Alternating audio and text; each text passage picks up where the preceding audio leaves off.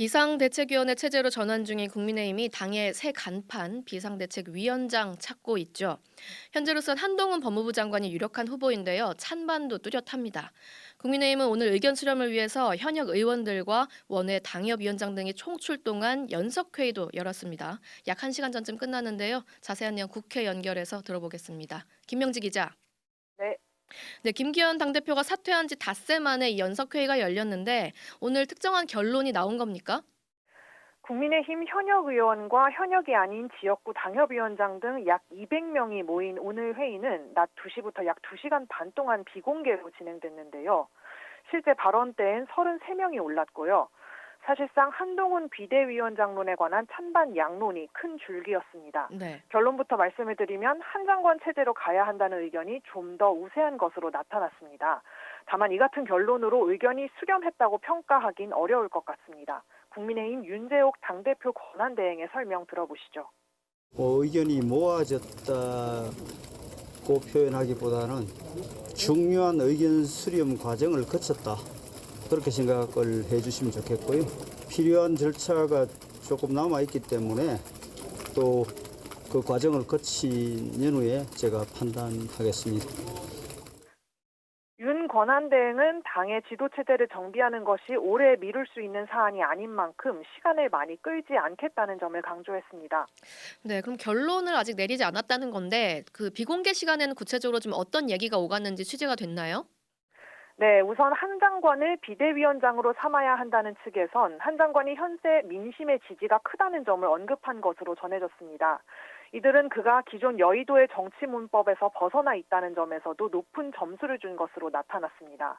하지만 반대 의견도 있었는데요. 한 장관이 정치적인 경험이 없다는 점, 또 그의 위장이나 쓰임새를 고려해 선거대책위원장 등 다른 자리가 더 적절하다는 의견도 나왔습니다.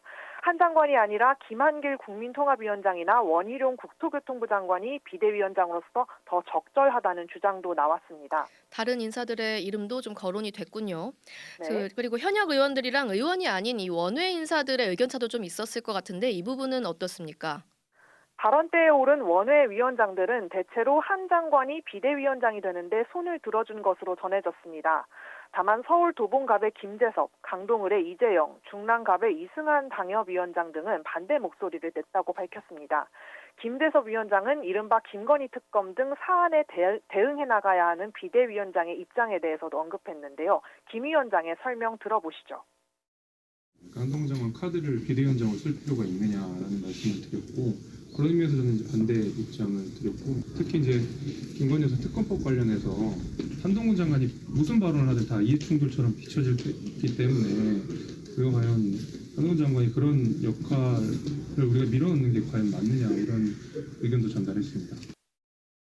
원내에서도 의견이 갈렸습니다. 김상훈 의원과 성일종 의원, 이용후 의원은 한 장관이 선거 등 정치 경험이 없다는 점이나 한 장관 카드 자체를 지금 소모해선 안 된다는 취지의 우려를 표한 것으로 전해졌습니다. 성 의원은 오늘 오전 김현정의 뉴스쇼에 출연해서도 이 같은 의견을 피력했습니다. 저는 이렇게 좋은 자원이 너무 일찍 등판을 해서 상처가 야당의 집중적인 공격을 받지 않겠어요? 그러면 상처가 날 수도 있기 때문에 예. 정치적으로 여러 가지 판단을 한번 해볼 필요가 있다고 생각을 해요. 당은 이 같은 의견을 종합해 되도록 이번 주 안에 비대위원장 인선 등을 마무리하겠다는 방침입니다. 네, 여기까지 듣죠. 김명지 기자였습니다.